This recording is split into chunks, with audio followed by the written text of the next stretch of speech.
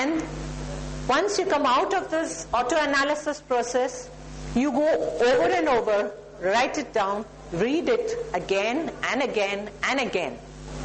Remember, repetition will give you success, because it is forced into your subconscious, it is fixed into your subconscious mind. And of course, it has to be followed with an autotherapy of I can, I will, and I must do this. It is a determination which will help you to achieve your goals.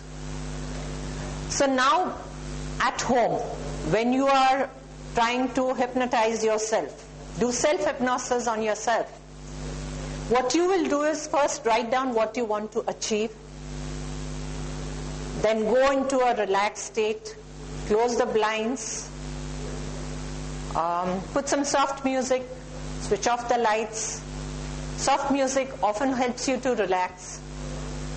And then count from 1 to 10 and tell yourself, it can be any object, it can be just a nail on the wall. Just concentrate on it, because hypnosis is magnified concentration. So you look at the nail and start counting from 1 to 10 and say, I'm going to relax. I am totally relaxed. I am totally relaxed. And as you count from 1 to 10, by the time you come to the count of 9 and 10, you'll find that your eyelids are so heavy that you cannot open them. Having achieved that state, you start giving suggestions to yourself. Auto-suggestions. This is what you want to achieve. This is what you have to do. Start counting from 100 backwards. By the time you come to 95, 94, 93, you find that you are totally hypnotized.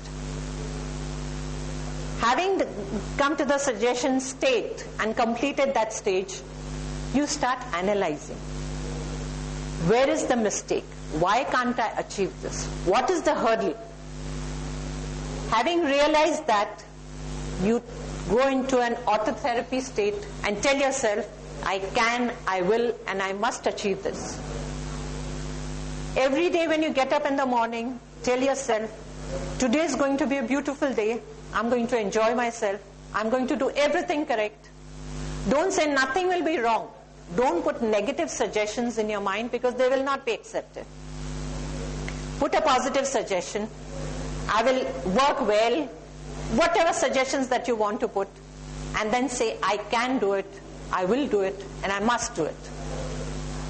Having done that, at the end of the day, you will realize that you are feeling less tired than what you used to be. Because if you are tense, if you are worried, if you have an emotional problem, at the end of the day, you will feel more tired than a normal person. Now, having learned the states of hypnosis, self-hypnosis, remember one thing, there's one caution. If there is an emergency, don't try self-hypnosis on yourself. Please, this is a word of caution. First, consult the doctor. Let him help you alleviate your pain. You can use self-hypnosis to relax yourself, to relax your mind so that you can get better faster. But don't only use self-hypnosis and say, I'm not going to consult the doctor. If a person gets a heart attack, it should not be, oh, I will do self-hypnosis and cure myself. No. First, you take the medication and use this as a secondary lever to heal yourself. It will help you to get cured faster and recover faster.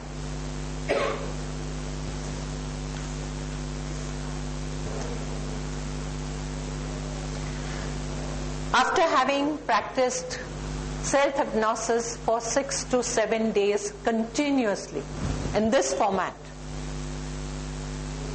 you can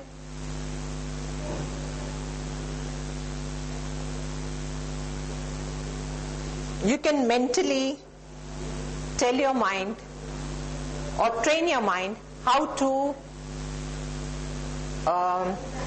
how to go into self-hypnosis immediately. That's called rapid hypnosis. For this rapid hypnosis, what you need is just one word, which has to work as a trigger. It could be sleep, relax, or any word that you find comfortable for yourself. Having practiced self-hypnosis for 6 to 7 days, supposing you are in a fix and you feel you are too tensed up, use one word. Say, I would put it as relax. Relax. Immediately your subconscious mind takes that command and relaxes your mind. This tool has been tried, practiced over and over again by many people.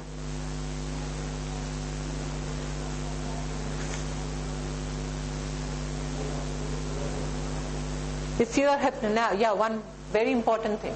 If you are hypnotized by a professional hypnotherapist once, you will find yourself going into self-hypnosis very easily. Because your subconscious mind is trained to the fact that with this suggestion, you're going deep into a state of delta.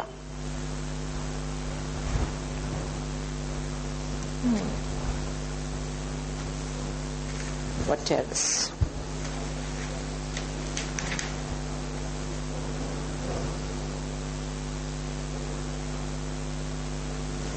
As I've told you, subconscious mind is like a soldier, only accepting a command. It does not analyze. You must have heard of a person who's developed a cyst. Anyone, any person developing a cancer cyst or an ordinary cyst. When your body has developed a cyst without opening it, can you not cure it without a cut? I want an answer from you. When a person has developed a cyst in the body without opening the body, can the person not remove the cyst without putting a cut? It can be done. Yes, it can be done. This is because what the mind cures, what the mind causes, the mind can cure. If it can put a cyst into your system, it can cure too. But this can happen with self-hypnosis. Yes, it's been used as a very powerful tool, especially for cancer patients. They have cancer cysts. They are told to relax. We teach them how to relax, how to give suggestions, how to project. Find out what is the cause of cancer, what is the cause of the cyst. And then a final positive affirmation, I must, I can, and I will. What is cancer? A little off the track. What is cancer? Can anyone tell me? Yes? Ceaseless, lawless growth of cells. Very good. What else? Because here we are, with relation to the mind, what is cancer? Unwanted metabolic system developed in your body. Very close. You're very close. And how does that develop? Self-generated growth. It's not taking command from anywhere. It's just continuously growing. Gentleman, you want to say something? Continuously growing, not taking any command from the mind. Cancer is suppressed emotion. When you see, in the age-old days, when people used to travel, grandma used to give little pickle, little chapatis packed up saying, child, have it on the way. Now when you do not open that pickle bottle and you forget to open it, for whatever reason, you open it after 15, 20 days, what happens? It stinks, right? Similarly, emotions which are bottled up, finally one fine day, they burst, and that is cancer. Cancer in relation to hypnosis or in relation to the mind is just suppressed emotion. Find out from any person who's got cancer if they have suppressed emotions. And you'll come to the root cause. So what is the very important thing in this? Learn to talk to yourself. Learn to talk to your mind so that you can open up.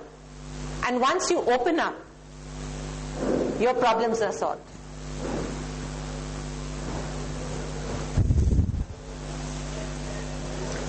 Now